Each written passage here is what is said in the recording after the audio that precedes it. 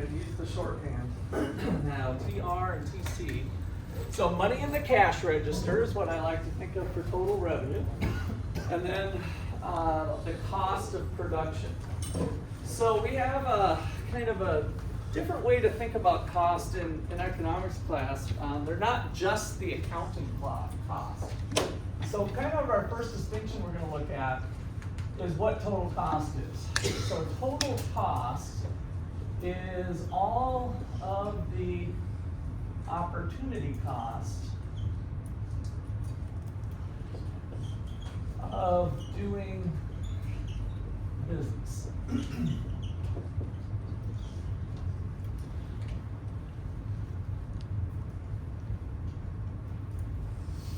So opportunity cost is something, the cost is something measured in terms of what was given up to do it. And so there's an important breakdown that comes out of that, and it is a distinction between explicit and implicit costs.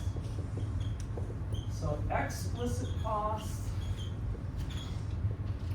plus implicit costs.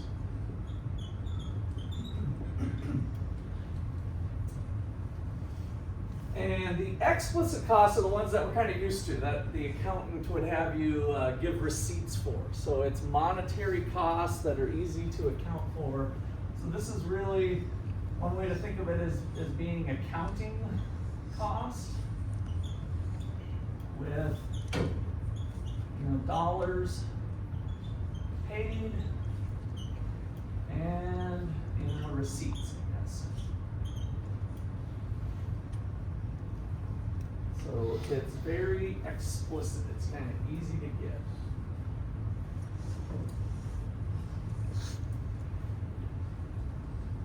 And implicit costs is a little bit more of an art form. So I like to call it economic art. Economic art. And it's art in the sense that we're estimating what it is. Sometimes it's easier than other times to get a good value down. So the implicit cost is capturing things that we don't have an easy price tag for. We're going to go through some examples, but economic art in the sense that you need to estimate other costs with benefits foregone.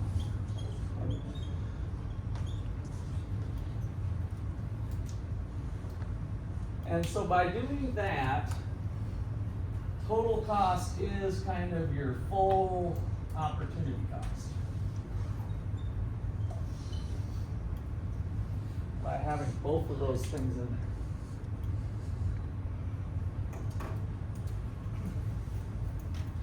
So when we think of opportunity costs, it's something measured in terms of what you could have done. So if I went to the store to buy some lemonade and some glasses for my lemonade stand, and I gave Walmart one of these, right? I gave $10. Well, you just gave up the opportunity to buy $10 of something else, right? So it's an explicit cost. The opportunity cost is embodied in the actual expenditure already.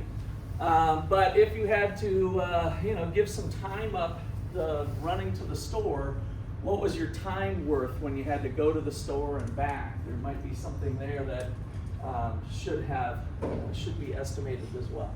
So that's what we're going to kind of explore here. So any questions on the setup? We're going to do an example. Hopefully it'll become a little more clear. So we've got a ex-professor. Suppose a ex-English professor from OU opens a restaurant.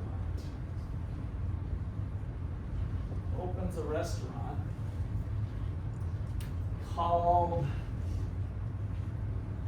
English professor now gives up professor job at OU, opens up a restaurant. What's the restaurant called?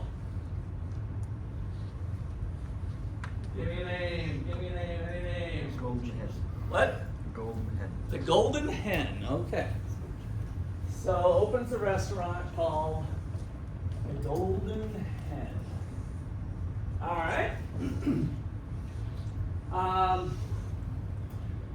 She was making $60,000 per year at OU. And now she faces the following cost structure. So we've got rent for the building. That's running $50,000 a year.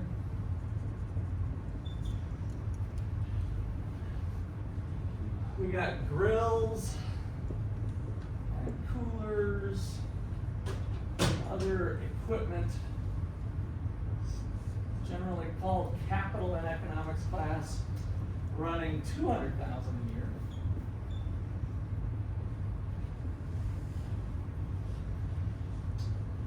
And then we've got wait staff,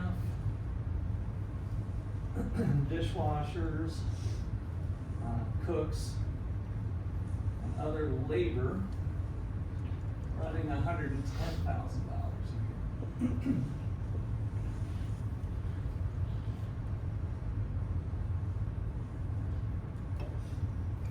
And the last little piece here is that the ex-prof is going to manage the restaurant,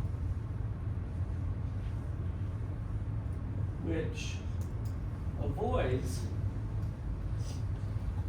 paying the market rate of $35,000 per year for a manager.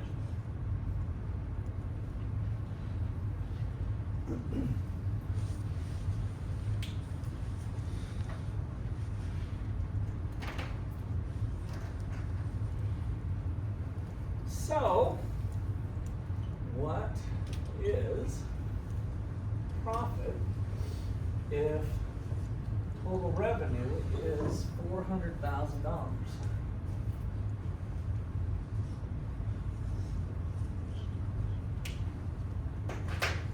What is profit?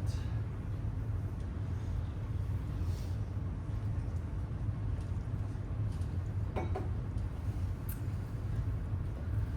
right, get all that down. Looks like you guys are close. Let's catch up here a little bit. What does she have for profit?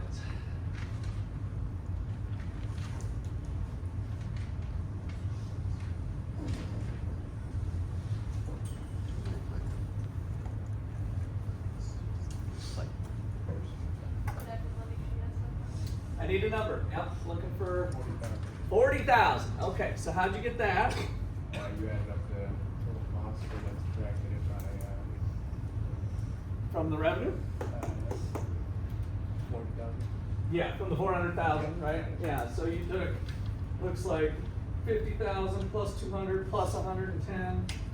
So if we take these, we've got $360,000 per year in total.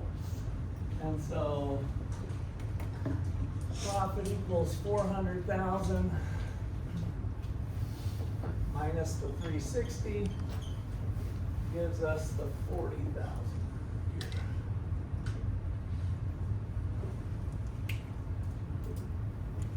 All right, did anybody get anything different?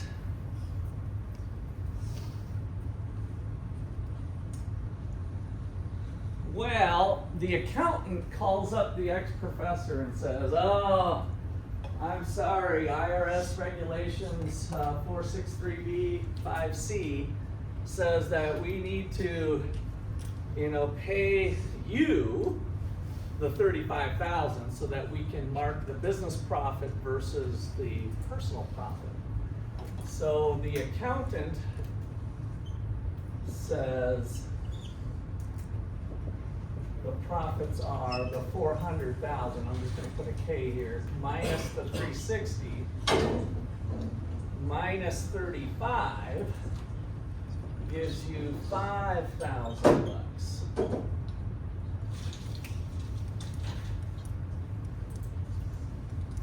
And the English professor looks at her accountant and says, well, this is my paycheck, right? And the accountant says, yeah, of course. And she said, well, the last time I checked, 35,000, and then this is my business, right? Yeah, it's all your money. 35,000 plus 5,000 equals 40, right? So she's like, well, you do your accounting hocus pocus, whatever you need to do to make the books right for the IRS. To me, it's 40. All right, so then the economics student, up-and-comer, has another way of looking at this.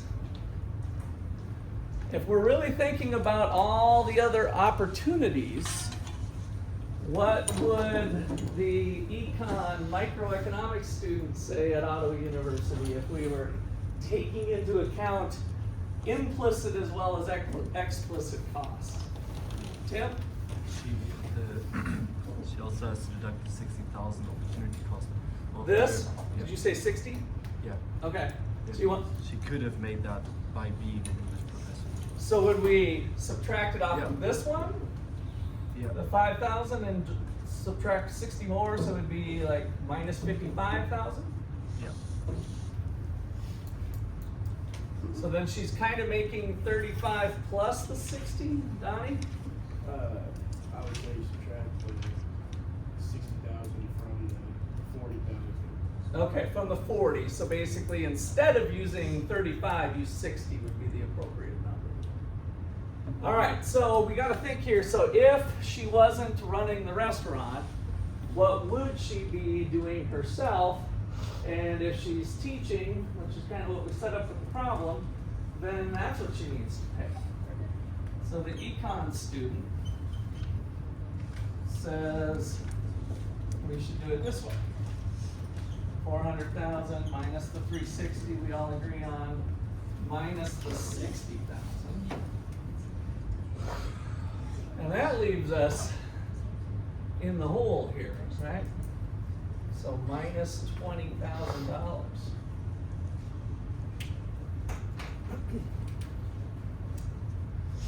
Now, again, the English professor might say, but I have 40,000 in my hand, right? And that's true. That's true, right? She's got 40,000 cash still in her hand. So the point of bringing this up is that these are three different ways to do profit. And for the right type of question, none of them are wrong. It's just that I think one of them really is better than the other ones. And you can imagine which one I'm favoring. So, nope, not the top one. This one. So in economics class, by including all the implicit costs, we make profits act like a signal. So it's sending a signal to the owner, and that signal, given that this is a negative number, is saying, you suck, you suck, you suck, you suck. What do you mean? You're losing money, you're losing money. What should I do? Go teach, go teach, go teach, right? So it's sending a signal out to the owner that you're not covering all your other opportunities. There's a move out there that would make you better off. So we want profits to act like a signal to the market. And so we want to include both the explicit and implicit costs. All right, well, so, she just started this. So do businesses sometimes operate at a loss for a little while, especially startup companies in Silicon Valley or something, right? They might expect a loss for a little bit. So she hangs in there. She hangs in there, and sure enough, the following year, revenues climb to 420. So what is her profit when revenues climb? So let's just do kind of year 2. Suppose total revenue equals 420. What's her profit now? 0. So we're measuring now economic profit. And that is the 420 minus the 360 minus the 60 gives us 0. Well, that's interesting. Revenues got bigger, and yet I'm not making any money. So is she not making any money? Back to kind of what's in her hand when there's 0 economic profit. What is she actually holding if she does it maybe the way she's been calculating? She's holding 60,000, right? So by including the implicit cost as well as the explicit cost, getting an answer of 0 is okay. Does she still want to make more money? Of course. We're not saying it's like the best situation. You're always going to try to make even more money than that to maximize profits with your business decisions, but it is okay. So now the signal here is that she's doing okay. So note, if economic profit is equal to 0, then she is covering all, let's just say, next best alternatives. She's covering her opportunity cost. And then we say she's earning a normal profit. So economic profit equal to 0 implies both ways kind of a new word we're going to use, a normal profit. So we say she's earning a normal profit, a profit that is just covering all of her other opportunities.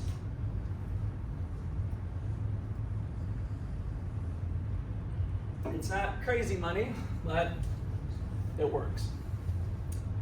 All right, so now, any questions on that one? So now she stays in another year. So year 3 gets even better for her. She hangs in there, making some good food. Total revenues climb to 460. What is her economic profit now? $40,000. So economic profit is equal to 460 minus the 360 minus the 60,000 equals $40,000. Nice.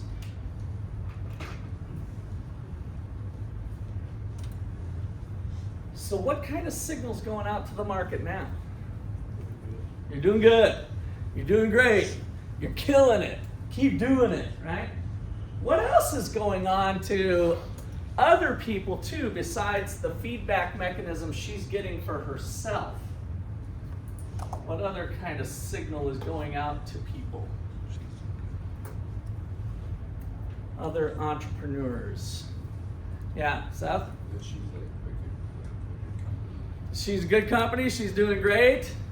The restaurant business in Ottawa is really good, right? The restaurant industry, I don't know what's happening, but she's always got a line out her door and is killing it. And so somebody starts thinking, I'm a business professor. She's just an English professor and she's killing it.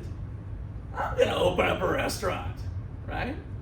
And so the signal that's going out now is enter, enter, enter, enter, right?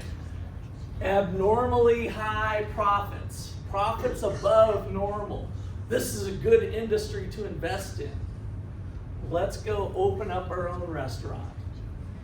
So that is the signaling part. and why we include all of our implicit cost in addition to explicit cost. All right, so let's kind of recap that signal process. So economic profit as a signal. Number one, if it is less than 0, we get the you suck signal.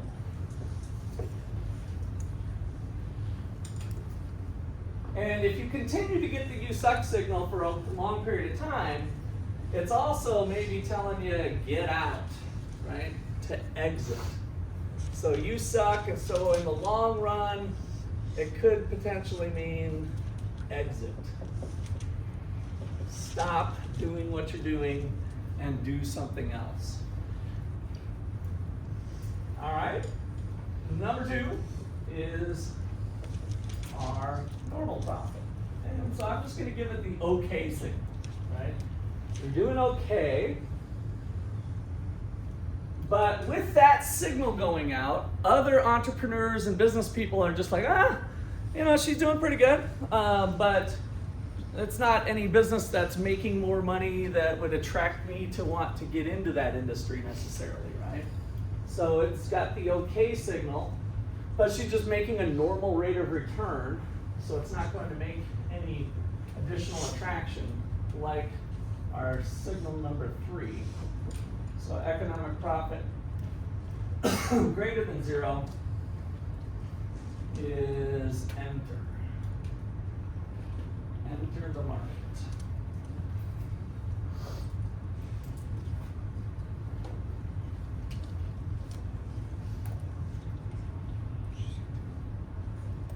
Airflow through here. Okay, so any last questions on that?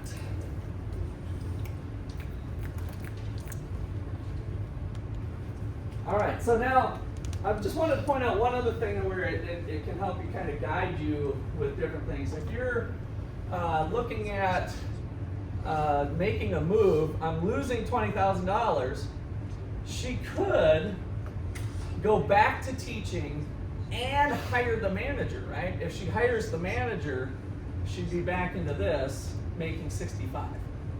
So again, by having opportunity cost included in there, it prompts you to take action. And that's kind of the key point. All right, so suppose the restaurant needs a grill. Example number 2. So the Golden Hen needs a new grill with all this new people coming in. The place is packed. And its price is $10,000.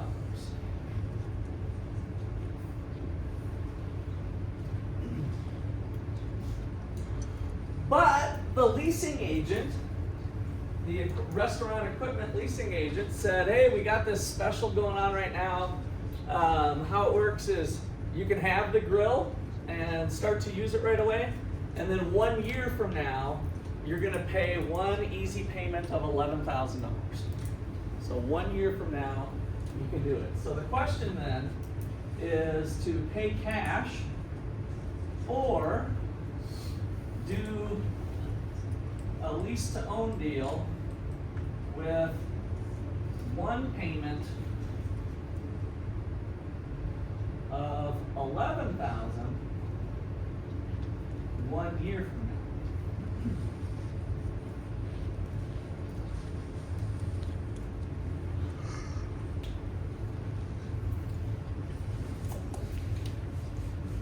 Now, she has $50,000 in her operating account currently. So it's not like she's in a cash pinch. So I want to kind of take that out of your brain. You know, a lot of restaurant people are on a cash pinch, and so then they're trying to make it happen. But she's got $50,000 of operating cash. So she could pay cash or she could do the lease. What do you think she should do? Yeah, Steph? Pay the cash. Pay the cash. Why?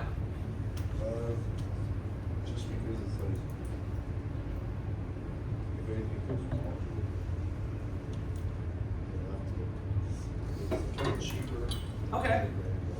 Okay, I want to come back to your cheaper thing maybe and have some other people give some input here. CJ? Okay, CJ. If they convince you to go over 10,000, so if you have 10,000, So you mean just there's more certainty with 10,000? You know you're done with it, and okay. And then you're kind of touching on maybe there being some less risk doing that. Is that what you're going to say, Tucker? Okay, yeah. I wanted to get back to the interest rate. So it's a lease to own with one simple payment of 11,000, but there's effectively an interest rate built in. How much is that interest rate? $1,000 worth of interest. What would you convert that to a percentage? 10%. So let's kind of do that math real quick to kind of set up here. So note the effective interest rate is equal to 1,000 over the $10,000. Effectively gives you a 10% implied interest rate.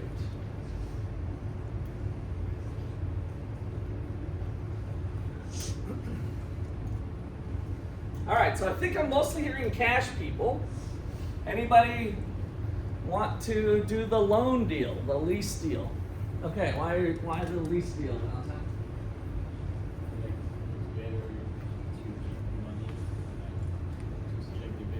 Okay, keep the cash, keep the benefits of the cash. What were you gonna say? I can take after the deal, I can take my revenue, take off the money, what it might be for me. Okay. So keeping extra cash, maybe doing something else. Daniel? You said if we did the lease to own, we got it that day, right? Or like sooner than if we bought it in cash? No, either one, it would come at the same time. So you pay cash, get it delivered, pull the trigger on the lease, it gets delivered. So yeah, no delay that way. So yeah, Valentine? Can you resell it? Yeah, in either case you could resell it. In either case. So really we're trying to focus in on the timing of this. And so both of those answers are possibly right. So this is one of those college questions that you guys need to come out with it depends, professor. What does it depend on? Do we have the 10K? We already have the money. So that part I've already kind of assumed away. Tim? So the big part, it depends on the next year, right? How will the next year perform? Because right In a sense. I mean, one of you two were talking about the benefits. Amal, was it you that you want to maybe keep the cash around, or Valentine, you were saying that too. What would keeping the cash around need to generate to justify doing the lease deal? You've got enough information, so I want to pin Valentine down a little bit on, well, what are the benefits of keeping the cash around? What kind of rate of return would you need to earn to justify doing the lease deal? Yeah, Tim? 1,000 or more. 1,000 or more. Right? So imagine that she's like thinking, gosh, I think if I did kind of an arcade deal, it would bring the families in, and I could take that $10,000, put it in there. She's done the calculations, and she thinks it's going to be a 30% rate of return if she can bring in arcade games and do kind of a little expansion, right?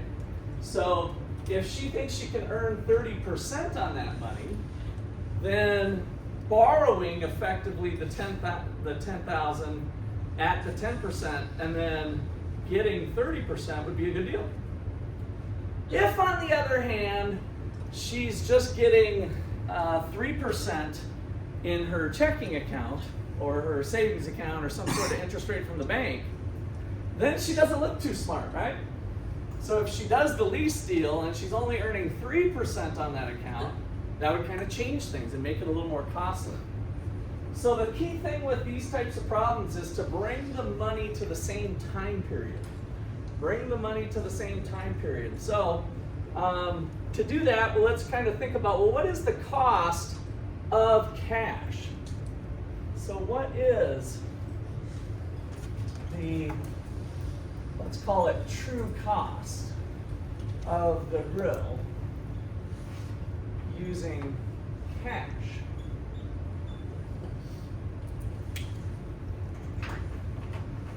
So to do that, this is where we say, okay, well, let's say if we pay cash and lose an interest rate of 3%, then the grill, the cost is 10,000 plus the lost interest. So what's 3% of 10,000? 3% of 10,000? 300, right? 10% was 1,000, so 300 bucks. So if we lose, if my opportunity cost, my implicit cost of cash was 3%, then the grill cost is going to be 10,300.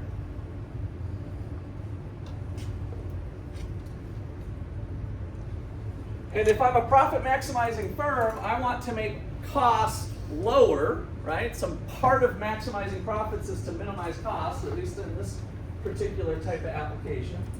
And so what's cheaper? To lose the 3% interest or to do the lease deal? What's cheaper? What does the lease cost me? If I do the lease deal, what's out of my hand a year from now?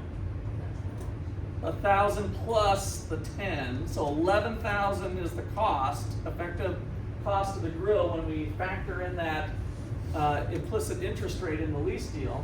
So it's an $11,000 item versus a $10,300 item. Which one's better? Pay cash or do the lease? Pay cash. So therefore, since 10,300 is less than 11,000, pay cash.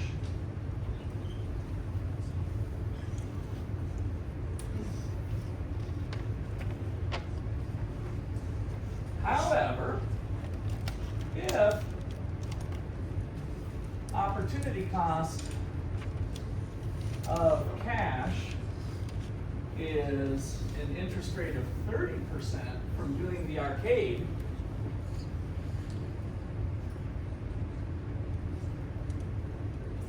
now what's this grill costing me? 13. So 10% was 1,000, so that means the cost is 13,000. With the 3,000 extra dollars of lost opportunities on the 30. And so now I want to do the lease deal. Therefore, since 13,000 is greater than 11,000, do the lease.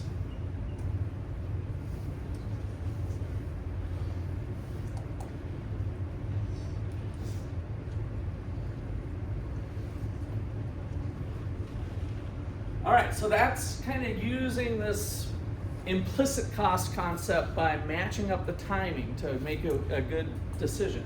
Yeah? I don't get what You don't get what? yeah, why we do the lease right now, because the opportunity cost of not of doing the lease is 30,000, right?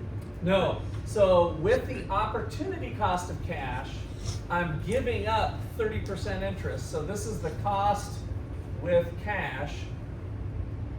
The cost of using my own cash is losing that extra 3,000.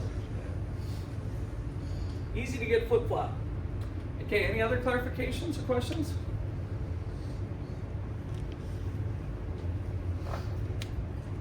All right, so this is really a time value of money type of problem. So the key point here is you need to match costs.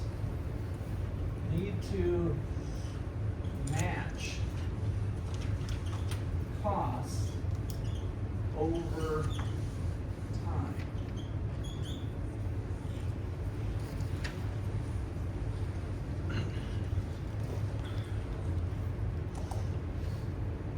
So it's not fair to look at 10,000 today and 11,000 tomorrow.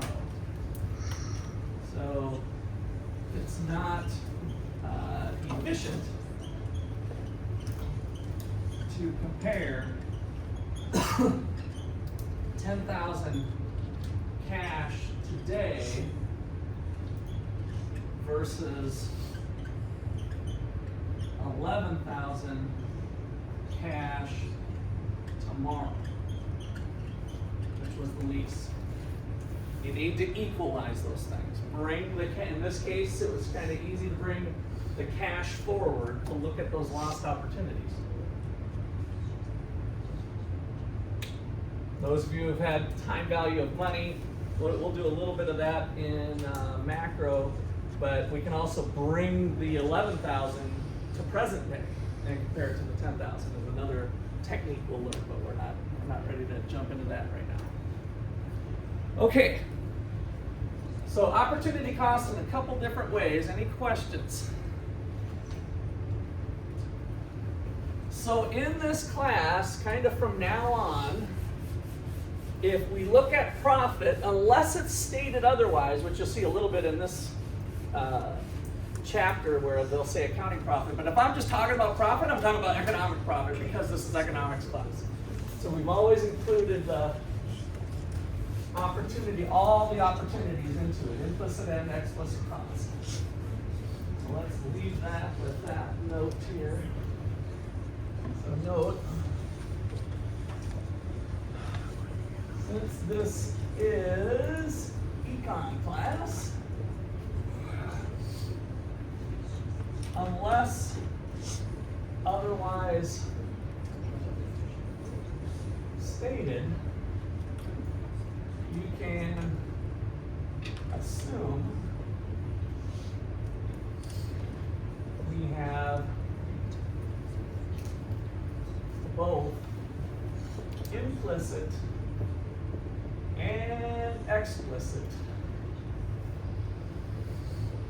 costs in total costs, and therefore in profits.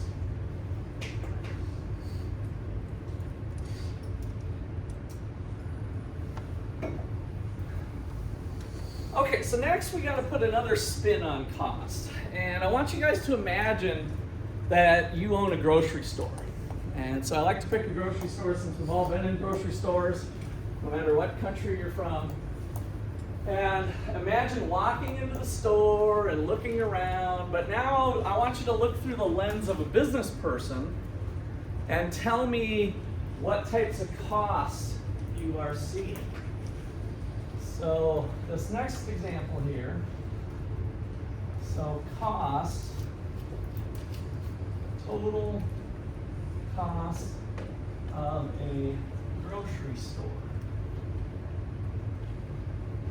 And for this one, I just want to kind of brainstorm, and so you guys, you don't have to raise your hand, just tell me some of the things that would be appropriate to include in the cost of your grocery store. And again, you kind of imagine yourself inside the grocery store right now, looking around. What are some things that you would need to account for as the grocery store owner? Operating costs. Nice and loud, what? Operating costs. Oh, that's too general. Give me a Electricity. give me a detail of operating costs. Electricity. All right, electricity, good. Now we're cooking with juice here. All right, so electricity, go ahead, shout them out. Don't have to do hands. Defective products? Defective products, okay? Cleaning supplies. Cleaning supplies, good. Cashiers. Staff, basically. Okay, some labor, some staff.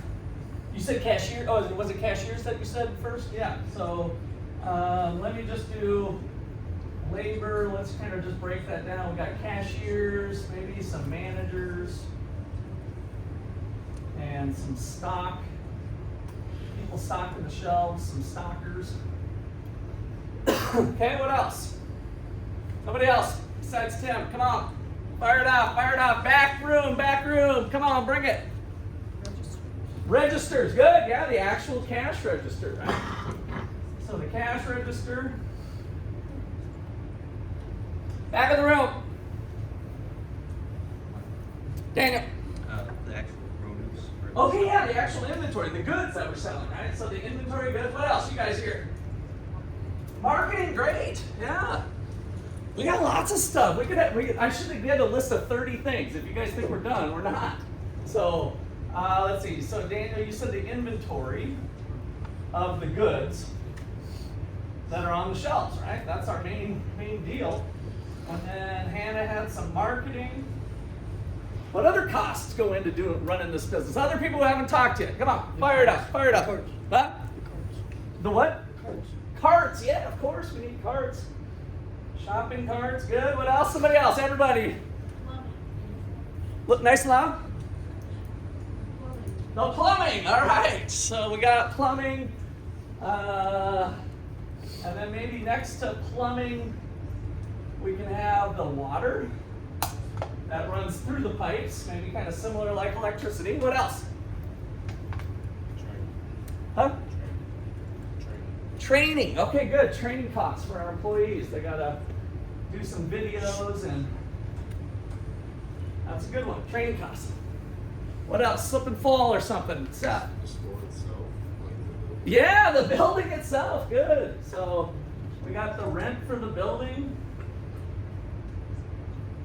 If we purchased it, maybe we would have some interest on a mortgage or something, some interest expense. Might be somewhere interest expense. If we maybe did one of these lease deals, you know, on equipment or the building or something. We did some loans on a line of credit or something. How about slip and fall? What might we need to have some coverage on? Insurance, good. And what else, Maddie? Okay, what else would be related to a slip and fall besides insurance? The sign, okay, well, that's fair. I was thinking of the person you might need to call when the lawsuit comes in. Legal fees, yes. So, okay, so I like your signage. And insurance. And maybe a lawyer or some legal fees, filling out some paperwork. What do you think? Does the government want some taxes? Yeah, so we got some taxes. Could be property tax. Could be income tax. Could be sales tax. All kinds of different taxes we might have to take into account. Okay, anything else here? The coolers. We had a little bit of equipment somewhere. Where was that? I guess that was interest expensive equipment, and we had the cash register. So we might have the coolers and freezers. We have the shopping carts, good. What about outside our building? Maybe that'll help. Why don't you kind of be outside the building, and maybe that's where Seth got that. Yeah. Security, yeah, I was waiting for that one to come in. Security.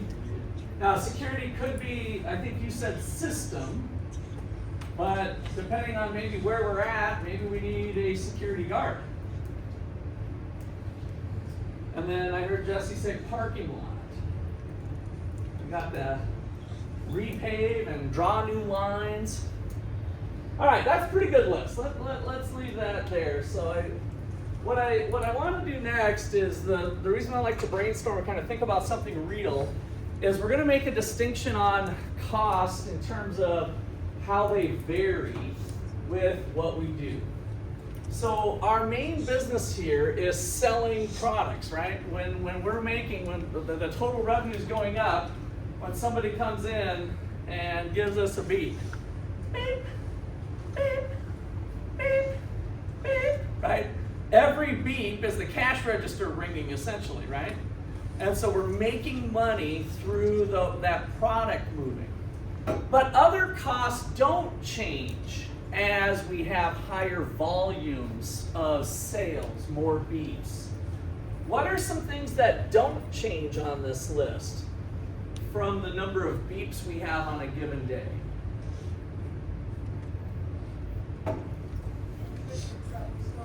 Yeah, if we took out a loan, this one is going to be fixed.